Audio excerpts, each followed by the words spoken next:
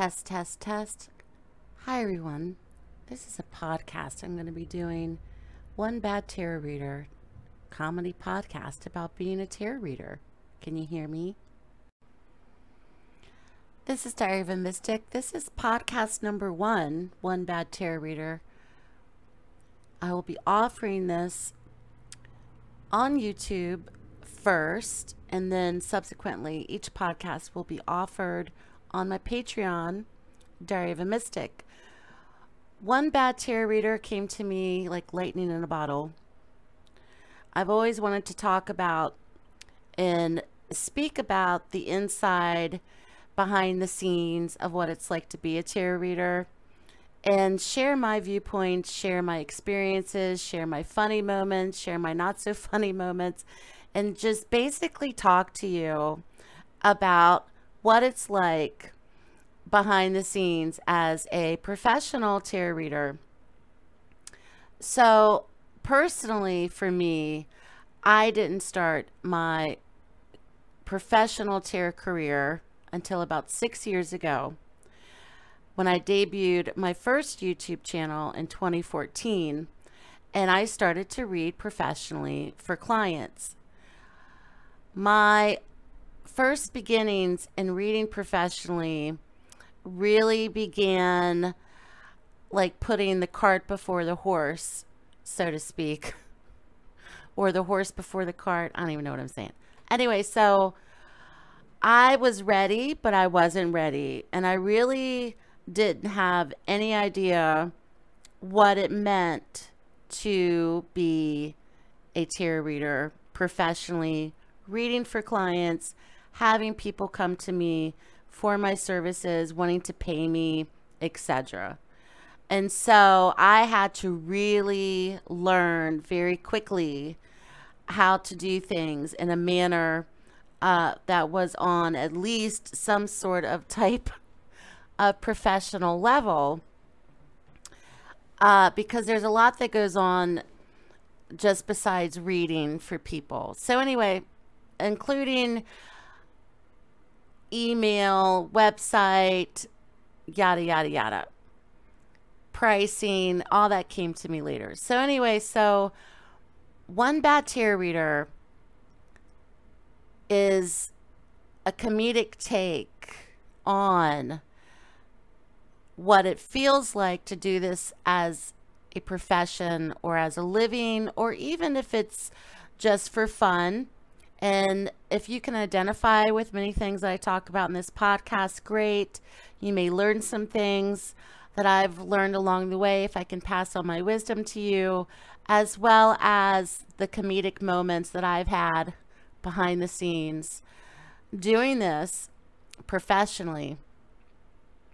So going back, and I wanted to start the first podcast off with going back to the root, to the beginnings of when little Brookie started doing this professionally, never ever dreaming that 6 years later she would still be doing it, and then also creating other channel or having a different channel such as Diary of a Mystic and going into a different realm. But first, let's go back to the days of Little Brooke when I was, thinking about starting a YouTube channel, because I had been watching readers for a very, very long time on YouTube, and we're going back 6 years ago. So YouTube back then was very different in a lot of ways to the YouTube in 2020, because back then tarot readers on YouTube, there were many,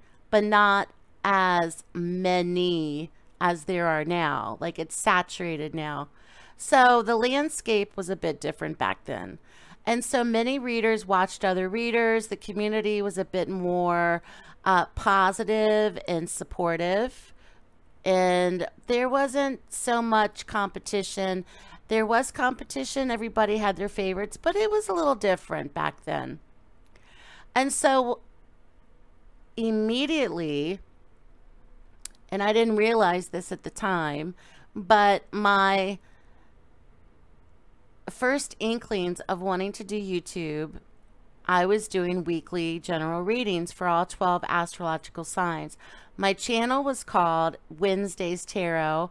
I couldn't think of a name because I started my channel on a Wednesday and I couldn't think of a name. So I was like, oh, well, let's call it Wednesday's Tarot. So my first channel name was Wednesday's Tarot. So yeah, I like threw myself into this.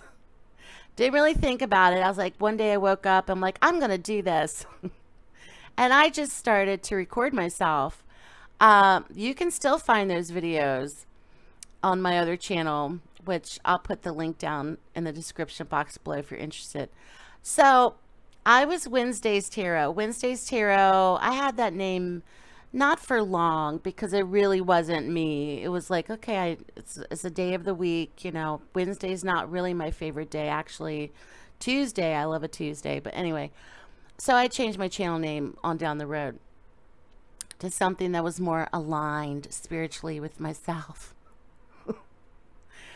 And so I didn't even think about clients. I didn't even think about charging people money. I was just doing a YouTube channel. I was having fun with it. I was enjoying the feedback. And then people started to ask, do you do private readings? Do you do personal readings? And I'm like, I guess. You know, I never went into it with the foresight of, I'm going to do this and make money. That was never my intention. I was doing it because for months and months and months, I'd been watching other readers, and a good old friend of mine at the time said, you should start your own YouTube. She kept telling me this. I'm like, how am I going to, I can't do this. I don't know anything about YouTube. I didn't know how to, you know, even use my laptop. So I started. So if you ever want to do something, just do it. Honestly, because if you'll never do it. And so I just did it. I did it full force, and here we are. So, okay, anyway, backtrack. So going back, you know, I was doing my readings each week. I was putting like 12 videos a week. That's a lot. Okay, 12 videos a week is a lot. It's a lot of work. It's a lot of download, upload. It's a lot. So I was doing this. And at the time, my daughter she was 6 or 7. So she was like first grade, second grade. And it was a lot. So I was, you know, working, going to school, doing YouTube, raising her. It was a lot, but I loved it. I didn't quit. I loved it, loved it, loved it. I would get all dolled up, all dressed up for the camera. I was like, I got my props out. I was just, you know, I was all into it. And within a few weeks, people would leave comments asking me if I would do private readings. And so I was like, yeah. And I didn't know what kind of readings am I going to do? Are they going to be over the phone? Are they going to be video? Are they going to be Skype? I didn't have any idea. So I did a lot of research. You know, I researched other readers' websites. I researched, you know, ways to do tarot readings online because it was primarily online. I didn't realize, because I come from a very small town in West Virginia. It's not Mayberry, but it's a small town. And, you know, the nearest psychic that I knew of, he had been long gone in the area for years, you know, and there were local psychics, but nobody that I knew was doing YouTube and doing tarot readings on YouTube. I was like, me, myself, and I didn't know anybody in my area. I didn't know anybody else that was doing this. So I met a lot of other people online primarily and didn't realize that, oh, well, YouTube, people from all over the world watch me on YouTube. So if you're a YouTuber watching this and you're like not realizing that people all over the world are watching, go into your YouTube studio and look at your geographics tab. And so I just was shocked and amazed that people were finding me from all over the world. This little girl from West Virginia, and suddenly people are watching me from all over the world. I'm not bragging about that. That's just YouTube, because that's what happens. Anyway, so I started to really read for clients internationally. I didn't start at a local level. I started internationally. And the way that I did it was I did it primarily over the computer with people. I did Skype. I did video readings. I would do phone readings only if they had a United States American number. And I would do document readings, PDF readings that I would download and upload and send to them via email. And so I had a lot of things that I had to work out. Well, how am I going to do this? How am I going to put this out? And here I am with a little child I'm raising by myself as a single parent, trying to go to school, trying to organize my life. And I'm doing readings for people for the first time. And I remember my first client, she was teaching English in Abu Dhabi. And I'm like, I've heard of Abu Dhabi, but where the hell is Abu Dhabi? And so I Googled Abu Dhabi. I'm like, oh my God, she's clear across the other side of the world. And I'm in West Virginia for the first time in my life, reading professionally for a client who lives teaching English in Abu Dhabi. And so we had a reading together. That was my first reading. I will never forget it. It was an amazing moment for me. I couldn't believe in my wildest dreams that I would have started reading within a few weeks after starting a YouTube channel for someone who lived in Abu Dhabi. Okay. This is what I'm talking about. Like, this is what YouTube does for people. And so it went from there. It was very exciting for me. I'm like, oh my God, you know, and I just couldn't believe it. And so from there, in the earliest days, I was utilizing not only the tarot cards, but I was also introducing different types of divination, because I love to learn and I love to use different types of divination in readings. And so I only had an email that people would email me. And then I eventually learned how to set up payments and all this stuff. I had to teach myself everything. I had to teach myself how to do everything. And I didn't mind learning because, you know, there were many times when in the middle of the night, I would be asleep. Everything would come to my phone and I'd get a sale in the middle of the night while I was sleeping. That started happening. And I just thought to myself, there's something going on with this. Like, this has never happened to me before. I'm making money while I sleep. You know, before this started, I was doing, you know, I had one paycheck, one job, different jobs, but they were like 9 to 5 or, you know, whatever, just like Monday through Friday, that type of environment that I was used to. I was not used to reading for people in Abu Dhabi and getting paid in the middle of the night. So, and remember, this was 6 years ago. So I had just turned 41 years old. I was 41 at the time, 41 years old. So this was very brand new to me. And I was doing this all by myself. It wasn't like I had an office of people and I'm like, oh my God, you know, this is happening. So, you know, I was experiencing this by myself totally. So as time went on, my channel name changed on YouTube. And I also got a bit more business professional.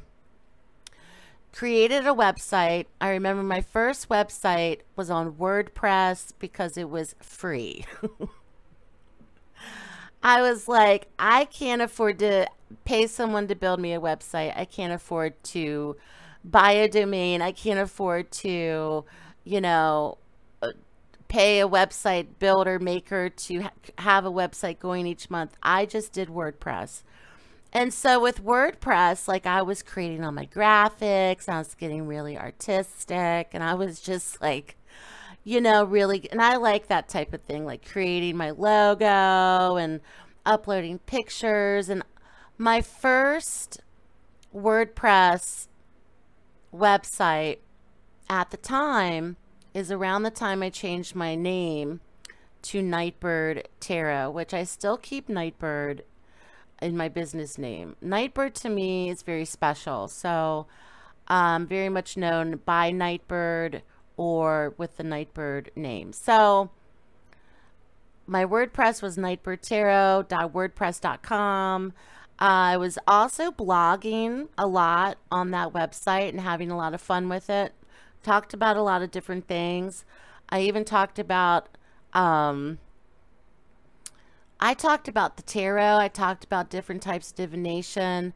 I even talked about, you know, my work history. I just talked about like a lot of different things. So at the time, I was also incorporating with tarot readings. I was also incorporating different types of divination, like claromancy with dice, bibliomancy with the Bible or books. I was also incorporating, I also did something else along with the tarot. It might have been, I know I created a claromancy board for the dice. And then I started to catch on. A lot of people were doing pre-recorded video readings 6 years ago. They were doing video readings just like you would watch like a general tarot reading. It's a video reading, which I still do to this day, that you send to the client, and you're performing the reading over video. And I was also doing a lot of Skype videos live with people. Now keep in mind, I'm a single parent with a 6-year-old who generally, you know, she's pretty good. When I would tell her back then, Mommy's got to do a reading now with the clients, you got to be quiet. You know, there were many, many moments where I was sitting in my kitchen live on Skype with a client in the Philippines, okay, mind you, and my daughter would be tiptoeing across the kitchen floor to get a drink, or tiptoeing across the room to go to the bathroom. And so, and I'm on camera looking at her out of the corner of my eye, you know, praying to God she doesn't drop anything or say anything or need my help while I'm trying to maintain my composure doing a reading for a client who's paid good money, who's watching me on camera. The thing about being on camera is I never felt nervous. I always felt like I didn't feel nervous about the way I looked or myself. I always felt nervous about, is the Wi-Fi connection going to be strong enough, or are we going to have technical difficulties, or can they hear me? Like that type of stuff. And I always kept track of my time as well. Time management's very important when you're doing a reading, because if someone, let's say for instance, hires you, because you're offering a service, so they're hiring you to read for them for 30 minutes or an hour or however long it is, 45 minutes, hour and a half, 2 hours, whatever, 15 minutes, whatever you set your limits to. You know, it's very, very easy to go over the time. I'm never under time. I'm a lot over the time with clients many times, because you're in it. You're in it. You're talking. You're connecting. They're asking questions. You're delivering the message. Like, you know, you got to be conscious of the time. But that's another podcast. I've had some funny moments with that. So anyway, so yeah, so going back, okay, in the very earliest beginnings, I look back on it now and I'm just like, wow, because I didn't start at a local level reading for local people in my area. I started on a global level and started reading for people in other countries that I will never see, other countries I've never been to. And that was the most amazing part. So if anybody is like, I want to be a tarot reader, how do I start? Go on YouTube. Start on YouTube. That's the best way for people to find you. And 6 years later, people watch my videos, not just from around the world, but people find me on a local level. They are now finding me on a local level more than ever, than they were perhaps back then, you know. So it all comes full circle. So if anybody's like, I really want to be a reader, or I want to be a tarot reader, how do I start? Go on YouTube. If you can go on YouTube and survive YouTube, you will last longer, because YouTube, you have to have a thick skin for YouTube. You have to have a real thick skin. You have to be consistent, and you have to have discipline to be on YouTube. It's not for the faint of heart, YouTube. if it's kind of like boot camp. So if you want to be a tarot reader, start doing videos on YouTube. That's the best way for people to discover you. That's the best way for people to find you. Okay. And then once you, and of course, hi, Kitty. Once you, oh, Kitty's probably hungry. Once you, I'm going to feed you in a second. So once you start on a social media platform, probably one of the biggest would be YouTube. I've seen a lot of people have more success with other social media like Facebook. People are more successful. Instagram, people are more successful. YouTube, people are more successful. So it just depends on where you're reaching that audience. And so anyway, so yeah, the earliest beginnings. And one bad tarot reader, I didn't know what I was doing. I knew I could read, but I didn't know what it meant to read for clients. I didn't know what that was about and how that all comes together, because you can have really good clients, and you know, you can have some really weird experiences with clients. You can have some bad clients, you know, you can have some things that go on behind the scenes where you're like, what the hell? But you can have some amazing, wonderful connections. And so I look back on it now, and I haven't even been doing this 10 years, but it's felt like it's been 10 years for me, because so many things have happened. So many things have happened. Good, bad, negative, awesome, amazing. So many awesome things have happened. So many funny things have happened.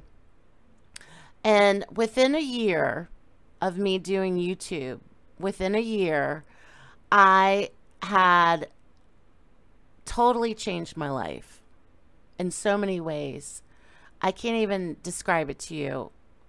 It was just, I had come from a totally different workplace background and started to connect. You know, when you're in a job and it just feels soulless, like it's sucking the life out of you, sucking your soul. Well, I had left that type of job, gone back to school, was focused on finishing my degree, and never finished my degree in college. And I was wanting something more. I had turned 40. I was like, I can't do this anymore. You know, I wanted something more fulfilling, more purposeful. And that's what I have found, because I started to become in alignment with my gift that I had ignored for years. I had put it on the shelf. I would pick it back up, put it on the shelf, pick it back up, put it on the shelf. Like there was a period of time where I didn't read, period, you know. And so it was almost like when I started doing this and I was doing it for fun, is when the universe or life was like, yes, girl, yes. And that's when things started to open up. Okay. Because I wasn't doing something that I hated. I wasn't putting my energy into something I dreaded or loathed.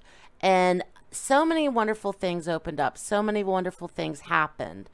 And the experiences that I've had as a reader have all been from firsthand experience. The things that I've had to learn, the things that I've witnessed, the things that I've grew from, and what this means as a whole. And so going from the earliest days of being Wednesday's Tarot, then I became Nightbird Tarot, and I kept Nightbird Tarot for a long time. And then there was like, I was having a midlife crisis, probably like within 3 years. I was like, nah, I'm not feeling the Nightbird anymore. I'm not feeling it. So I was coming up with all these different names for my YouTube channel and for my business. I was like thinking of these weird, crazy names, you know. And briefly, I don't know if, well, nobody's going to know this, but the ones that have followed me might remember. I don't know. But I was coming up with some really strange names. And so I was like, Moon Fairy or Fairy Moon. I'm like, no. You know, that's, everybody's like Fairy Moon this or Moon this or...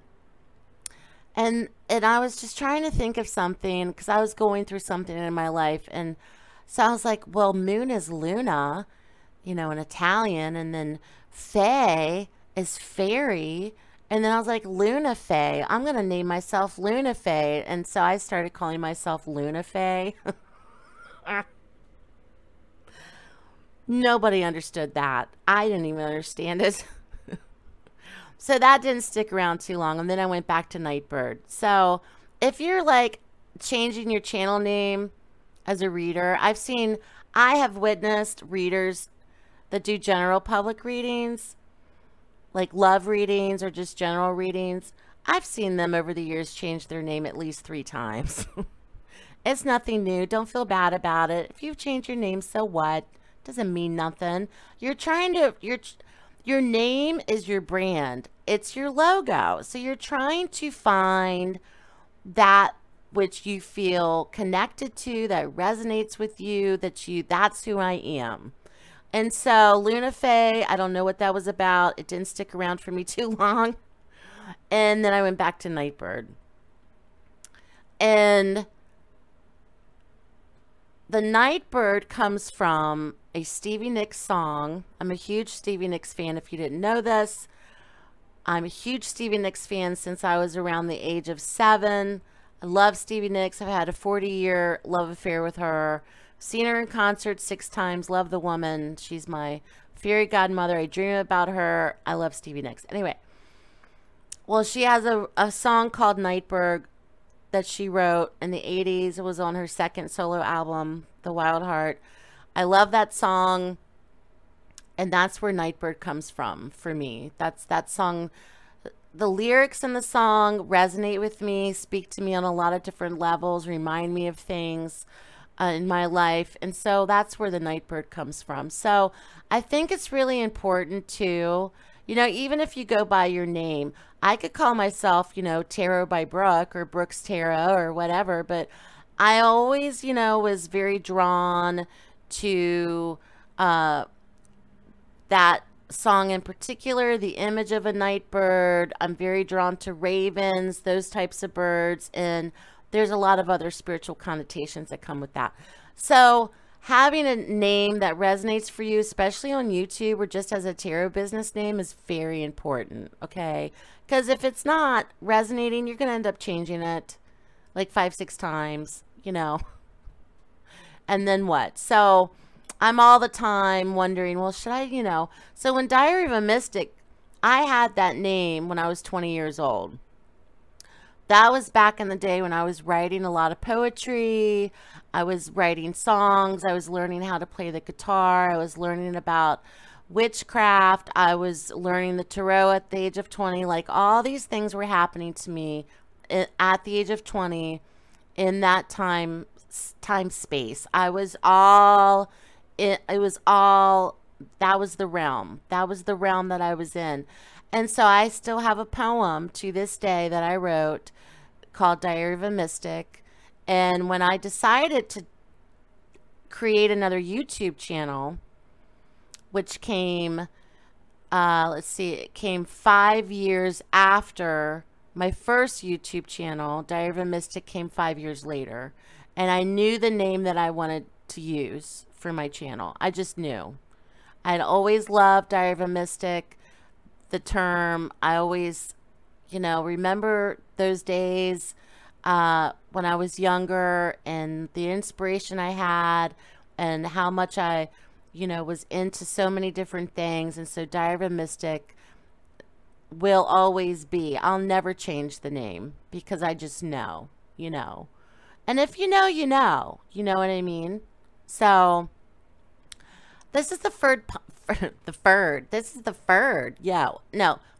first podcast of One Bad Tarot Reader. I wanted to debut it first on YouTube. The next podcasts, I will be doing them on Patreon.